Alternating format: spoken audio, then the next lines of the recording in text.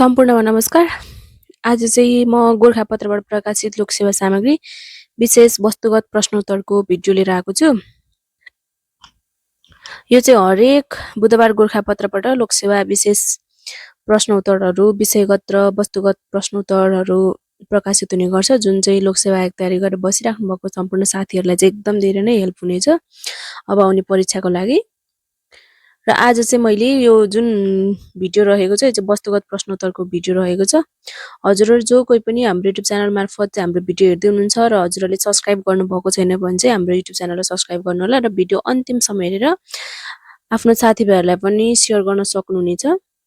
पहिलो भिडियो रहेको छ साफ U19 महिला च्याम्पियनसिप 2026 को उपाधि कुन देशले जितेको छ भनिन्छ। प्रश्न चाहिँ साफ U19 महिला च्याम्पियनसिप 2026 को उपाधि कुन देशले जितेको छ भनेको छ। यसको उत्तर रहेको छ भारत रहेको छ है। उपविजेता चाहिँ बङ्गलादेश रहेछ। सञ्चालन मिति चाहिँ 2082 साल माघ 17 देखि 24 गते। सहभागी टोली 4 नेपाल, भारत, बङ्गलादेश र भुटान चाहिँ यसरी रहेको छ। यसरी चाहिँ यो सबै कुरा याद गर्नुपर्ने हुन्छ।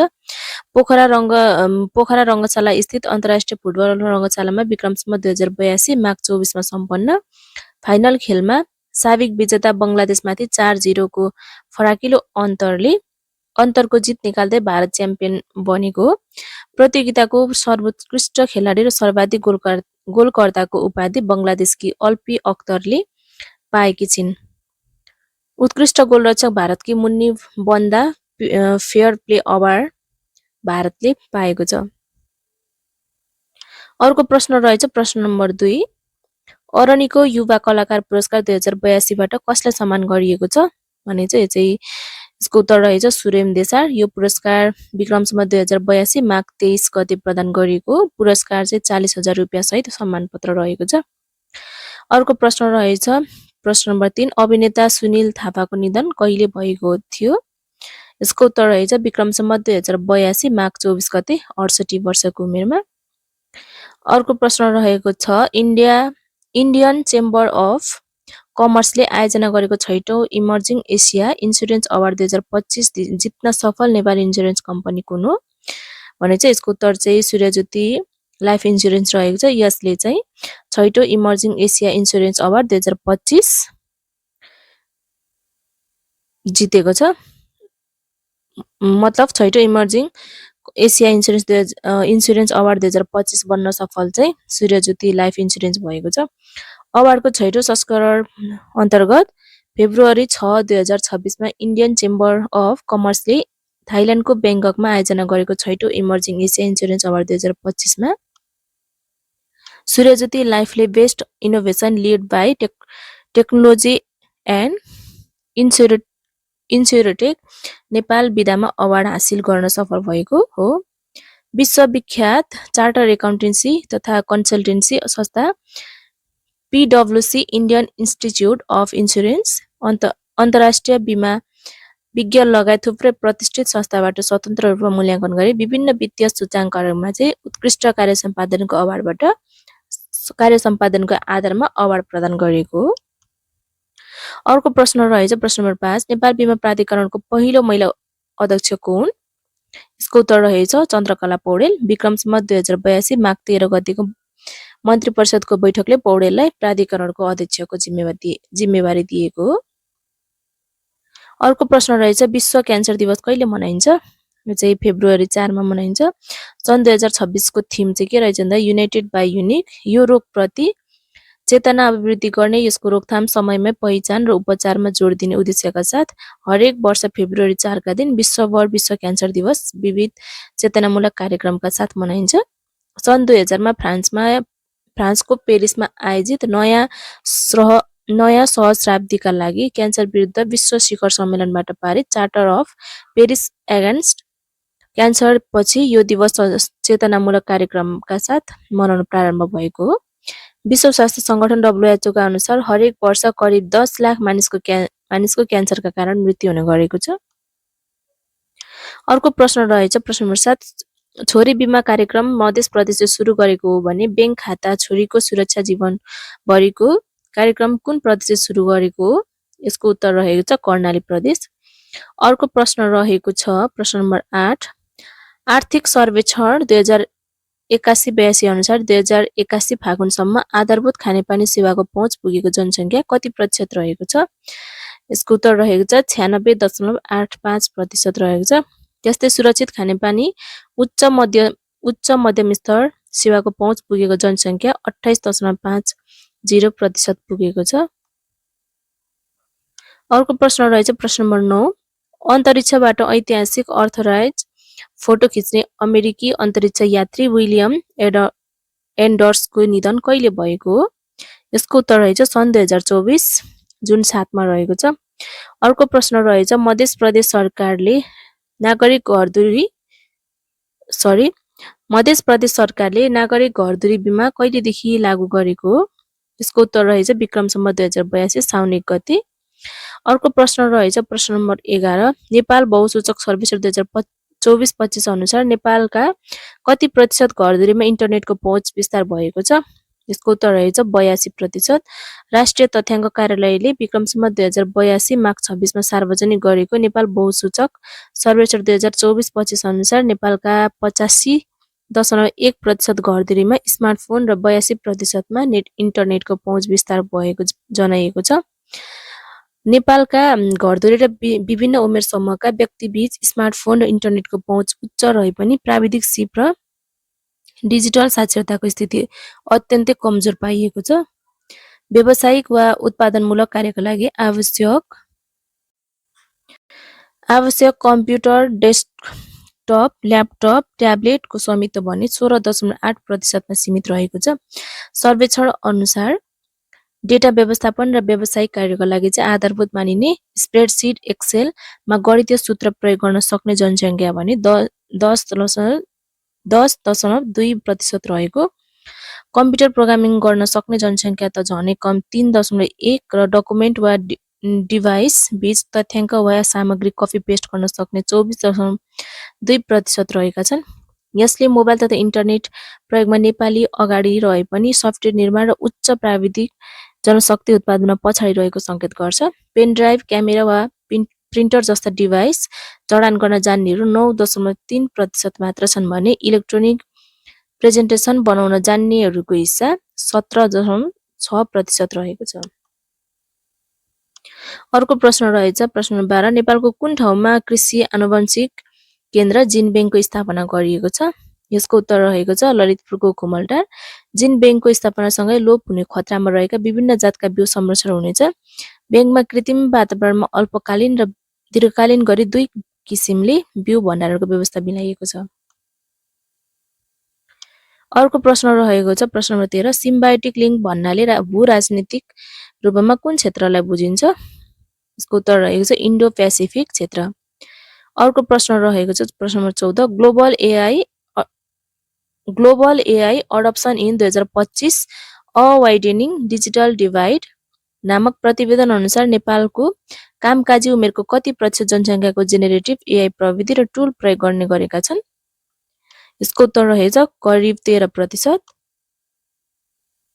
विश्वभर आर्थिक र सामाजिक गतिविधिको केन्द्रमा एआई प्रवेश गरिरहेको बेला नेपाल लगायतका विकासोन्मुख देश भने यसको प्रयोगमा पछाडि पर्दै गएको प्रतिवेदनले देखाएको छ। प्रतिवेदन अनुसार चाहिँ एआई डिफ्युजन अर्थात् एआई प्रयोगको विश्वव्यापी विस्तारमा 147 देशमध्ये नेपाल 76औं स्थानमा रहेको छ। प्रतिवेदन अनुसार नेपालको कामकाजी उमेरको करिब 13% जनसङ्ख्याले जेनेरेटिभ एआई प्रविधि र टुल प्रयोग गर्ने गरेका छन्। सन् 2025 को सुरुवातको तुलनामा प्रयोग केही बढेको भए पनि एआई प्रविधि शिक्षा व्यवसाय र सार्वजनिक सेवामा गहिरो रूपमा समावेश गरिसकेको देशहरूसँग तुलना गर्दा नेपाल अझै पछाडि देखिन्छ। संयुक्त अरब इमिरेट्स युएई एआई प्रयोगमा विश्वकै अग्रस्थानमा छ। सूची भारतमा 64औं र चीन चाहिँ 61औं स्थानमा रहेको छ। दक्षिण एसियाली देशमध्ये भुटान र मालदिप्स भने सूचीमै छैनन्।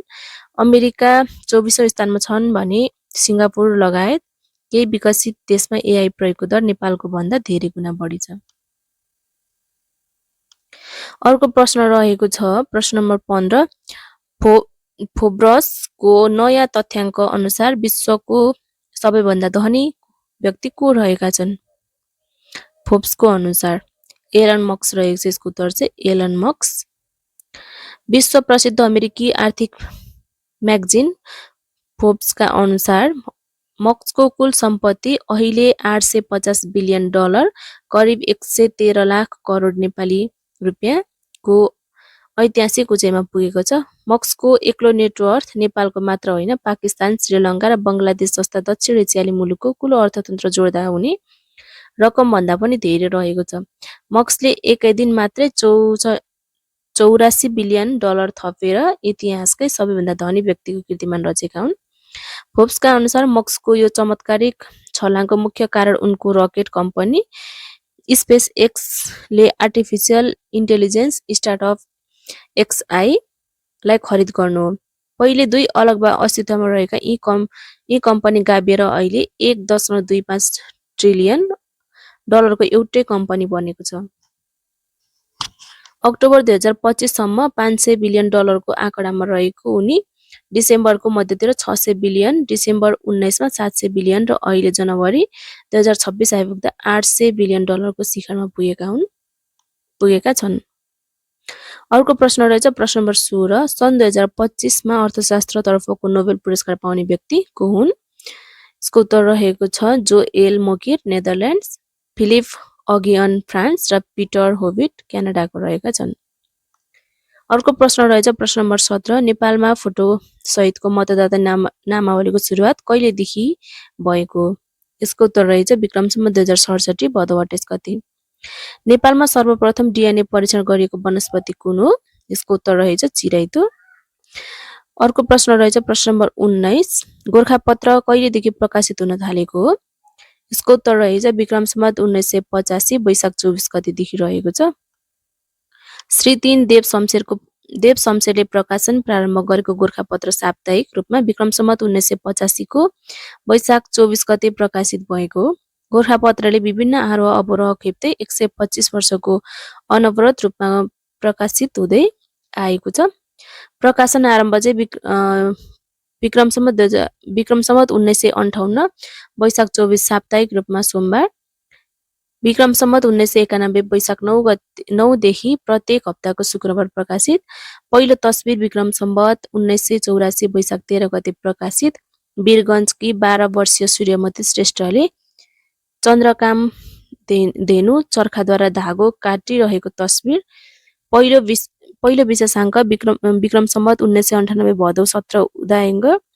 अर्ध साप्ताहिकको आरम्भ विक्रम सम्वत 2000 असोज 29 गते सातामा मङ्गलबार र शुक्रबार गरी 2 पटक प्रकाशित। सातामा 3 पटक विक्रम सम्वत 2003 पुस 8 गते प्रकाशित। दैनिक प्रकाशन आरम्भ 2017 फागुन 7 गतेबाट। शनिबारीय परिशिष्टाङ्कको थालनी विक्रम सम्वत 2019 असार 9 गतेदेखि। सायंकालीन प्रकाशन विक्रम सम्वत 2019 कार्तिक 2 गतेदेखि 2022 असोज 22 गतेसम्म बिहान र साँझमा दिनमा 2 पटक प्रकाशित। रमाइलो शुक्रबार प्रकाशन आरम्भ विक्रम सम्वत 2045 भदौ महिनादेखि 4 पेजी अतिरिक्त अङ्क प्रकाशन। विक्रम सम्वत 2057 को वैशाख 24 गतेको प्रकाशनसँगै 100 वर्ष अर्थात् शताब्दी प्रवेश। स्टप दि प्रेस पूर्व प्रधानमन्त्री सुशील कोइरालाको निधनको समाचार। गोरखापत्रका सम्पादक। गोरखापत्रको तालुकवालको रूपमा पहिलो पटक नरदेव पाण्ड्य रहनुभयो। व्यवस्थापिकीय भूमिका रहने दोस्रो तालुकवालको रूपमा विक्रम सम्वत 1960 भदौ 22 गतेबाट भाषा साधक जय पृथ्वीबहादुर सिंहला तोकियो। विक्रम सम्वत 1991 जेठ 5 गतेको गोरखापत्रमा पहिलो पटक सम्पादक प्रेमराज भनी छापियो। पहिलो प्रधान सम्पादकका रूपमा विक्रम सम्वत 2012 भदौ 30 गतेदेखि 2014 असोज 23 गतेसम्म प्रकाशित गोरखापत्रमा बालकृष्ण समको नारा छापियो। बालकृष्ण समको नाम छापियो। दोस्रो प्रधान सम्पादक विक्रम सम्वत 2014 असोज 29 गतेदेखि 2015 जेठ 20 गतेसम्म प्रकाशित गोरखापत्रमा टेकबहादुर खत्री, साहित्यमा टेकबहादुर नवीनको रूपमा पनि चिनिनुहुन्छ को नाम छापियो। यो चाहिँ यति नै रहेको छ। यो 2082 साल माघ 28 गते बुधबारको गोरखापत्रमा प्रकाशित वस्तुगत प्रश्नोत्तरको यो भिडियो यति नै रहेको छ। प्रश्नोत्तरहरू चाहिँ भिडियो अन्तिमसम्म हेर्नुभयो भने चाहिँ हाम्रो युट्युब च्यानललाई like, comment, share and subscribe गर्नुहोला र आफ्नो साथीभाइहरूलाई पनि जो लोकसेवा तयारी गरेर बसिराख्नु भएको छ उहाँहरूलाई सेयर गर्नुहोला। Thanks for watching.